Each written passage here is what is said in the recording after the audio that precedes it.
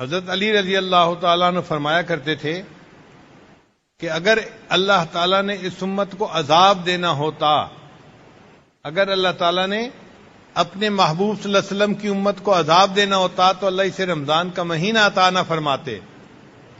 رمضان کا مہینہ جو اللہ نے دے دیا، یہ اس بات کی دلیل ہے کہ اللہ امت کو عذاب نہیں دینا چاہتے، اللہ امت کے گناہوں کی بخشش فرمانا چاہتے ہیں۔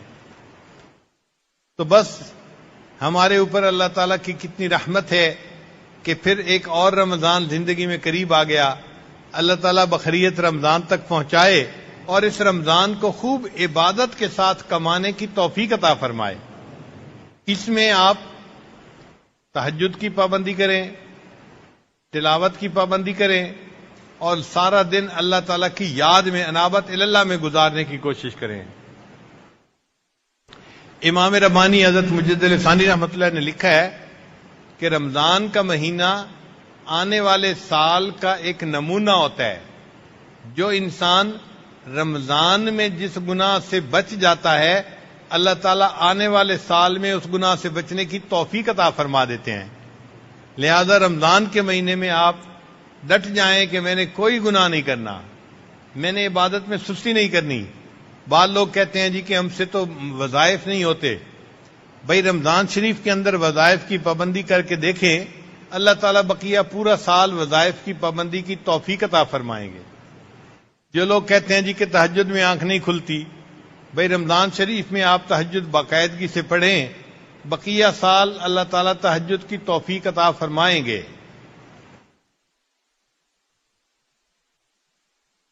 چنانچہ علماء نے لکھا ہے کہ حضرت یوسف علیہ السلام 12 بھائی تھے، 11 کوكبا، 11 ستارے اور 12ویں یوسف علیہ السلام، تو 12 بھائی تھے۔ مگر اللہ تعالیٰ نے یوسف علیہ السلام کی وجہ سے 11 بھائیوں کی توبہ کو قبول کر لیا تھا۔ تو جس طرح یوسف علیہ السلام کی وجہ سے اللہ تعالیٰ نے 11 بھائیوں کی توبہ کو قبول کر لیا تھا، مشائخ نے لکھا ہے رمضان کے مہینے کی مثال یوسف علیہ السلام کی مانند ہے، اور اس مہینے کو اچھی طرح گزارنے کی برکت سے اللہ 11 مہینوں کے گناہوں کو بھی معاف فرما دیتے ہیں۔ اور یہ ہمدردی اور غمگساری کا مہینہ ہے۔ چنانچہ رمضان کے مہینے میں ہم دوسروں کے ساتھ ہمدردی اور غمگساری کریں۔ نبی علیہ السلام نے فرمایا اگر کوئی بندہ دوسرے کو ایک گھونٹ پانی پلا دے گا تو اس کو بھی روزہ رکھنے کا ثواب مل جائے گا، اور روزہ رکھنے والے کے ثواب میں سے کچھ کم نہیں کیا جائے گا۔ تو کوشش کریں جو صاحب استطاعت لوگ ہیں کہ غریب لوگوں کی افطاری سحری میں ان کی مدد کریں، تعاون کریں تاکہ وہ بھی سکون کے ساتھ روزے رکھ سکیں۔ اللہ تعالی ہمیں رمضان مبارک میں خوب عبادت کرنے کی توفیق عطا فرمائے اور اللہ تعالی ہمارے سب گناہوں کو خوب معاف فرمائے۔ چنانچہ حدیث مبارکہ میں ہے کہ صیام جو ہے وہ صرف کھانا پینا چھوڑنے کا نام نہیں، انما الصائم من اللغو والرفث، انما الصیام، روزہ جو ہے وہ لغو باتوں سے پرہیز کرنے میں اور جو بے حیائی کی باتیں ہیں ان سے پرہیز کرنے کا دوسرا نام روزہ ہے۔ تو رمضان میں اپنی نگاہوں کی حفاظت، زبان کی حفاظت، شرمگاہ کی حفاظت، تاکہ ہمارا روزہ صحیح معنوں میں روزہ بن جائے اور ہمیں اس کے بدلے اللہ کا وصل اور اللہ کا دیدار نصیب ہو جائے۔ اور اس میں ایک عجیب نکتہ اور ہے کہ اللہ تعالیٰ نے روزے کا اجر اپنے ذمہ لے لیا کہ باقی اعمال کا اجر تو فرشتے لکھ دیں گے، روزے کا اجر میں دوں گا۔ روزے کا اجر اللہ دیں گے تو کیا مانا کہ جس بندے کے روزے قبول ہو گئے وہ بندہ جہنم میں نہیں جا سکتا، چاہے اس کے گناہ جتنے بھی ہوں گے، چونکہ اجر اللہ نے دینا ہے۔ تو ایسا تو ہو نہیں سکتا کہ اللہ تعالیٰ اجر دیں اور وہ اجر اس کے گناہوں سے تھوڑا ہو۔ بھئی دینے والا تو پروردگار ہے نا، تو پروردگار کو تو پیچھے کوئی کمی نہیں نا بجٹ کی کہ اس کو اتنا دے سکتے ہیں، اس سے زیادہ نہیں دے سکتے۔ جب اللہ نے اجر دینا ہے اس کا معنی یہ کہ اللہ اس کو اتنا اجر یقیناً دیں گے کہ جو نیکی اس کے گناہوں سے زیادہ ہوگی اور وہ بندہ یقیناً جنت چلا جائے گا۔ اس لیے رمضان کا مہینہ اپنے گھر میں اچھی طرح گزارے. اگر کوئی بے نمازی بھائی ہے تو اس کو نماز کی ترغیب دیں، رمضان کی ترغیب دیں. کوئی عورت رمضان کے دنوں میں سستی کرتی ہے تو اس کو بھی ترغیب دیں کہ بھئی رمضان کا مہینہ ہمیں بہت اہتمام کے ساتھ گزارنا چاہیے تاکہ اس کے بدلے اللہ ہماری بخشش فرما دے. اللہ تعالی ہمیں پابندی کے ساتھ عبادت کرنے کی توفیق عطا فرمائے اور ہمیں نیکی پر اللہ استقامت عطا فرمائے.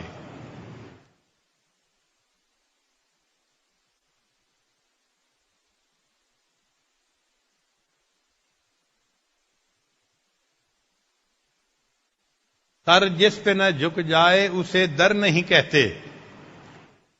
سر جس پہ نہ جھک جائے اسے در نہیں کہتے. ہر در پہ جو جھک جائے اسے سر نہیں کہتے. تو ہم ہر خواہش کے آگے گھٹنے نہ ٹیکیں بلکہ اللہ کے سامنے اپنے سر کو جھکائیں اور اللہ ہی کو اپنا معبود بنائیں. اللہ تعالی ہمیں سچی جو ہے اخلاص کے ساتھ رمضان مبارک کی گھڑیاں گزارنے کی توفیق عطا فرمائے. جو بچیاں یا جو لوگ علماء طلباء ترجمہ قرآن یا درس قرآن میں رمضان شریف کا وقت گزاریں گے یہ خوش نصیب لوگ ہیں کہ ان کا وقت قرآن مجید کے تعلیم و تعلم میں گزرے گا. خیرکم من تعلم القرآن وعلمہ. تم سے سب سے زیادہ بہتر وہ ہے جو قرآن سیکھے اور سکھائے. اور جو حفاظ ہیں وہ کوشش کریں کہ رمضان مبارک میں قرآن مجید تراویح میں ضرور پڑھیں. جن نوجوانوں کو قرآن پاک اچھی طرح یاد نہیں ہوتا وہ گھبراتے ہیں کہ نہ سنانا پڑے اور رمضان گزر گیا. یہ فائدہ نہیں، یہ نقصان کی بات ہے. کوشش کریں کہ دور کریں، دہرائیں اور رمضان شریف میں تراویح میں سنائیں. مسجد میں سنائیں تو بہت اچھا، ورنہ فرض نماز مسجد میں پڑھیں اور گھر میں کسی اور جگہ پر کسی اور حافظ صاحب کو پیچھے کھڑا کر کے قرآن سنائیں تاکہ قرآن کی تلاوت نماز کے اندر ہو سکے. ایک مرتبہ الحمد سے لے کے والناس تک قرآن مجید کو نماز کے اندر پڑھنا، تراویح کے اندر پڑھنا، یہ بہت اہم ہے. اس سے پھر برکت رہے گی اور اللہ تعالیٰ قرآن مجید کا فیض آپ کی آگے نسلوں میں جاری و ساری فرما دے گا.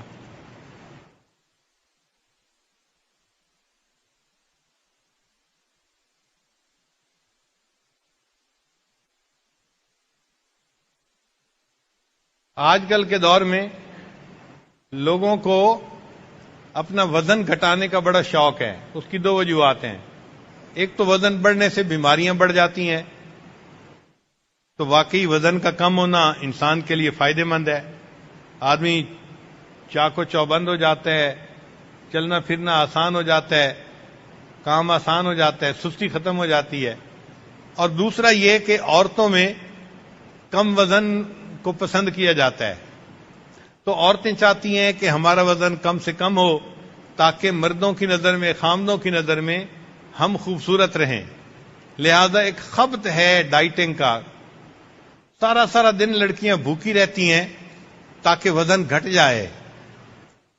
وزن گھٹانے کے لیے فقط ڈائٹنگ کرنے کی کیا ضرورت ہے؟ روزے رکھنے کی کوئی ترتیب بنانی چاہیے. روزے رکھنے کی ترتیب بنا لیں. اگر ایک دن روزہ ایک دن افطار تو ماشاءاللہ خود بخود وزن بھی کنٹرول ہو جائے گا. آج کے دور میں ایک نئی ریسرچ آئی ہے، اس کا نام انہوں نے رکھا ہے 2+5. ہم اس ریسرچ کو پڑھ کے خود بڑے حیران ہوئے. انہوں نے کہا کہ دماغ کو جو ایک مرتبہ سگنل ملتا ہے نا تو دماغ اس کو فوراً رجسٹر نہیں کر لیتا، اس میں ٹائم ڈیلے ہے. ٹائم ڈیلے کا کیا معنی؟ کہ جسم دیکھتا ہے کہ یہ اچانک کچھ ہو گیا ہے یا مستقل ہو رہا ہے، اور وہ 6 دن یا 7 دن کا پیریڈ بنتا ہے ایک ہفتے کا. یعنی آپ اگر ایک دن فرض کرو روزہ رکھتے ہیں تو روزہ رکھنے کا سگنل دماغ نے لے لیا. اب اس کے بعد آپ نے کھانا کھا لیا تو کھانا کھانے کا سگنل فوراً رجسٹر نہیں کرے گا، بلکہ وہ جو روزے کا سگنل تھا وہ 6-7 دن تک وہی رہے گا. اور اگر آپ نے 5 دن کے بعد دوبارہ روزے کو ریپیٹ کر لیا تو دماغ یہ سمجھے گا کہ آپ روزے سے ہی ہیں، اور درمیان میں جن دنوں میں آپ نے کھایا بھی صحیح دماغ آپ کو روزے میں ہی شمار کرے گا. اس لیے جو بندہ ہفتے میں 2 دفعہ روزہ رکھے اور باقی 5 دن نارمل کھانا کھائے، دماغ یوں محسوس کرتا ہے کہ پورا ہفتہ ہی اس نے روزے میں گزارا ہے. تو دماغ جو ہے بندے کے جسم میں چربی کو جمع ہونے ہی نہیں دیتا. اس کا نام انہوں نے رکھا ہے 2+5.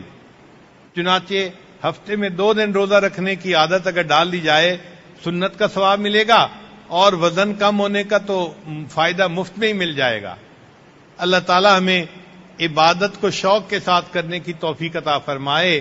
وآخر دعوانا ان الحمد للہ رب العالمین.